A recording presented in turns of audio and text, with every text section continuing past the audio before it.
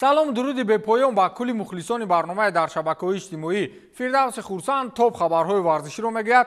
оғоз мекунем. аз бозии дастаҳои Тоҷикистон ва Қатар дар даври дуюми бозиҳои гурӯҳии ҷоми Осиё 2023 оғоз мекунем.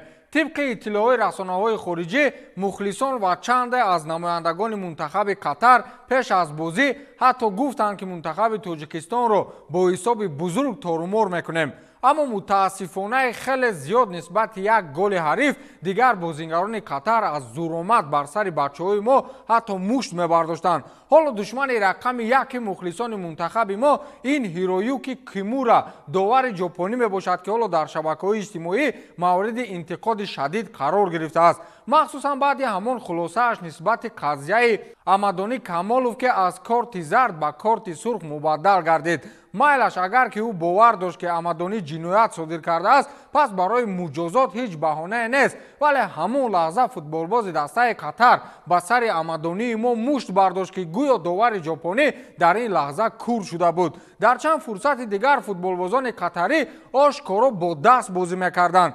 اینش هم گویا یک چیز معمولی بود و داور به آن اهمیت نداد. خلاص با یک گل با مشقت زده عفیف جینگلموی ما شانس امتیازگیری را از دست دادیم، وگرنه در بازی بچه‌های ما از فوتبالبازان مزد و مهنتشان شاهانه هیچ کمی نداشتند. اصلا سطح داوری جام آسیا نه تنها در بازی خودمان بلکه در بازی‌های دیگر این مسابقه نیز مورد تعلیل و مسخره رسانه‌های خبری خارج از آسیا قرار گرفته است. مثلا در بازی منتخب‌های چین و لبنان در یک فرصت بازیگر با اسلوب جهش بروس لی بر روی بازیگر چین ضربه آزاد زد، اما داور این را یک حالت فوتبالی حسابید و حتی برای این خیل با قول خودشان چیزهای معده چویده بازی را منع نکرد. منتخب ما در مقابل تیم قطر از جهت بازی یگان کمبودی نداشت و اگر داور میدان بازیگر 11 ما را از میدان نمیگرفت شاید که نتیجه دیگر میشد و یا با قول یک دوست ما مقابل میلیارد دلار بچه‌های ما ارزنده بازی کردند.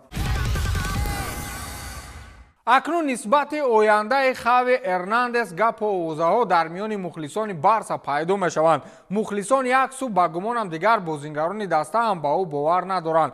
کار تا جای رسید که دیگر ژورنالیستان در نشست‌های مطبوعاتی با خاوی در مورد استعفا سوال می‌دهند. سرمربی باشگاه بارسلونا خاوی در رابطه با اوضاع‌ها درباره ترک دسته از آینده خود اظهار نظر کرد. من این دسته را دوست می‌دارم. من برای آن آمدم که با آن چیزی نو بیارم. اگر این کار را نکنم میروم. اگر من سال گذشته در لالیگا غالب نمیشدم دیگر در اینجا نمیبودم. روزی که بازیگران مرا دستگیری نمیکنند من جزدان خود را جمع میکنم و میروم، گفته است خاوی. یادآور میشویم که پایگاه خبری ESPN قبلا گزارش داده بود که بعضی بازیگران بارسلونا با قابلیت مربیگی خاوی اعتماد ندارند. علاوه بر این با گفته روزنامه‌نگار فرانسوا گالیاردو میشل که حالا سروری تیم ژیرونا را بر عهده دارد میتواند سرمربی نو کاتالونیا شود. خاوی از سال 2021 با دسته بارسلونا سرمربیگی میکند. در موسم جاری باشگاه از 19 بازی با 41 امتیاز در جدول لالیگا در جای چهارم است.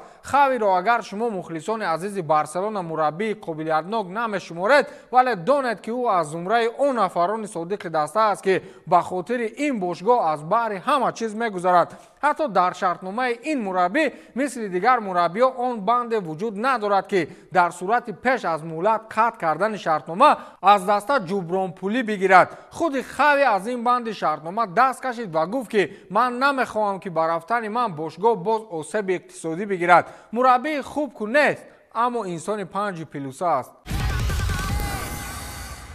وضعیت کریم بنزما در عربستان سعودی باز هم متشنج‌تر می شود. فوتبالباز با احتمال زیاد روزانه تابستانه را انتظار نمی شود و با اگنت خود سپارش داده است که در همین ماه آینده او را به دسته‌های دیگر دقیق نماید. خلاص بنزما خودش از الاتحاد می رود. حالا گفت و شنیدها با چند از دسته‌های اروپایی ادامه دارد، ولی برای به دستیاری این فوتبالباز همکنون دسته به قول صغیره پرور چلسی لندن به میدان برآمد. اینش با فکرم دقیق است. طبق اطلاع رسانه‌های خبری حملگر دسته الاتحاد کریم بنزما تصمیم گرفته است که باشگاه شهر جیده را ترک کند. خبر می‌دهد پایگاه خبری ESPN با اطلاع منبع واریانت افضلیت‌ناک فرانسوی 36 ساله گذشتن با دسته‌های پرمیر لیگ انگلیس است. با بازیگر حالا دسته چلسی مراغ ظاهر کرده است. در برابر این بنزما امکان بازگشت به ریال مادرید را که از سال 2009 تا سال 2023 در آن بازی کرده است بررسی میکند.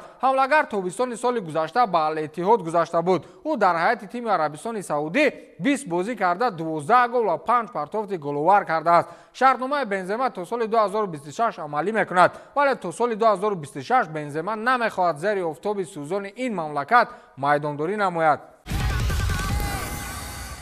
کاروبارهای هالند نیز در موضوع گزارش به ریال خیلی جدی است. این را اساساً رسانه‌های اسپانی سخت گرفتند. مخصوصاً پایگاه برجسته کادنا سر اطلاع می‌دهد که ریال با کارهای آمادگی برای انتقال احتمالی حملگر منچستر سیتی ارلینگ هالند مشغول است. با اطلاع منبع دسته شهر مادرید از روی آن نظامنامه عمل می‌کند که هنگام گفت‌وشنود اوید به انتقال جود بلینگهم از بروسیا پیروی کرده بود. خود بلینگهم نیز با نروژی درباره کوچیدن به ریال مادرید صحبت میکند. حالا ریال با اطرافیان هالند مذاکره میکند و توسط میانه‌روها با منچستر سیتی تماس دارد. برای من عجیب است که پپ گواردیولا در نسبت از دست دادن هالند چه عکس‌العمل نشان میداده باشد. عادتا متخصص اسپانی در مورد آن بازیگرانی که جواب دادنی نیست در حال جواب میگرداند که این بازیگر به هیچ کجا نمیرود. اما طبق اطلاعات گواردیولا از موضوع هالند روزهای اخیر میگریزد و چیز جواب نمیدهد.